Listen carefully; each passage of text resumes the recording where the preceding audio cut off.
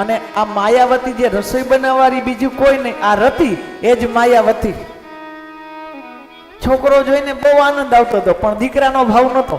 નાનું બાળક હોય અને માણસને કોઈ પણ સ્ત્રીને દ્યો એટલે એને માતૃત્વ ખીલે, પણ અહીંયા એક નાનકડો દીકરો ખોરામાં આવ્યો ને તો કઈક વિચિત્ર પ્રકારનો ભાવ. સમજી ન હોય ગઈ. નારદજી પધાર્યા. નારદજીને કે મને કેવો ભાવ થાય છે મને ખબર નથી પડતી. રતિ કે આ કોણ છે? નારદજી હસતા હસતા કે તારો ઘરવાળો છે, કર મોટો. આ તારો ઘરવાળો, તારો મોટો ઘરવાળો. કે કૃષ્ણ અવતારમાં. હવે જો આધ્યાત્મિક કથાઓ છે ને એટલે આપણે આધ્યાત્મિક કથા તરફ જઈએ.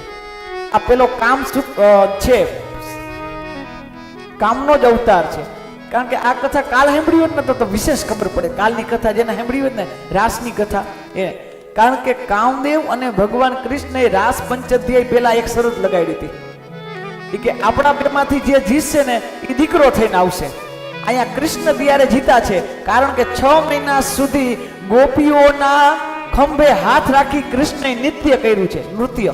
6 મહિના 6 રાત્રિ, અંધારી રાત્રિમાં 6 માસ 6 મહિના સુધી આમ કૃષ્ણએ માથે હાથ રાખી અને નૃત્ય કર્યું. છતાંય કામદેવ એનું એક મન બગાડી નહોતા ગયા, મન ડગાવી નહોતા ગયા. એટલે કામદેવ હાર્યા હતા અને હાર એટલે શરત હતી કે દીકરો થઈને આવવાનો. અને એ પણ માટે આજે ભગવાન કૃષ્ણનો દીકરો આ કામદેવ પ્રદ્યુમન થઈને આવ્યો છે.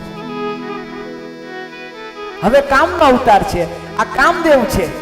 હવે સમજો, એ કામને તમે દરિયામાં નાખશો, કામને તમે માછલું ગળકી જાય, તમારી કામનાઓને છરીથી કાપશો, છતાંય કામ મરશે? ઈ કથા. કામ નહીં મરે મારા વાલા, સમજજો.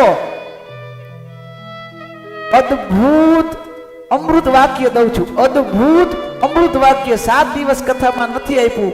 આ એક અદ્ભુત નાનકડું એવું એક વાક્ય દઉં છું. મને મળેલું છે પ્રસાદીમાં. પણ પ્રસાદ હોય ને એને વેચવાની હોય, વેચવાની ન હોય. પ્રસાદી હોય. ભાગવત છે મહાદેવ પ્રસાદ છે, મહાદેવજી આપેલો છે ને, એટલે અમે વેચતા નથી, ભાગવતને વહેંચી છીએ. અદ્ભુત વાક્ય, અદ્ભુત. તમે ઈ નથી, તમે કે હું, તમે ઈ નથી કે તમે જાહેરમાં છો. તમે ઈ નથી કે તમે જાહેરમાં છો. તમે ઈ છો કે જે તમે એકાંતમાં છો. તમે ઈ છો કે જે એકાંતમાં. અહીંયા તો બધા ડાયા ડાયા જ હોય, અહીંયા કઈ વાંધો નથી, પણ એકાંતમાં ખબર પડે ને કેવા છીએ આપણે. આપણો હરીશો તમે ઈ નથી કે તમે જાહેરમાં છો. તમે એ છો કે જે તમે એકાંતમાં છો. જેનું એકાંત સુંદર હોય, જેનું એકાંત સારું હોય ને મારા વાલા, એની જિંદગી સારી હોય, એનું જીવન સારું હોય.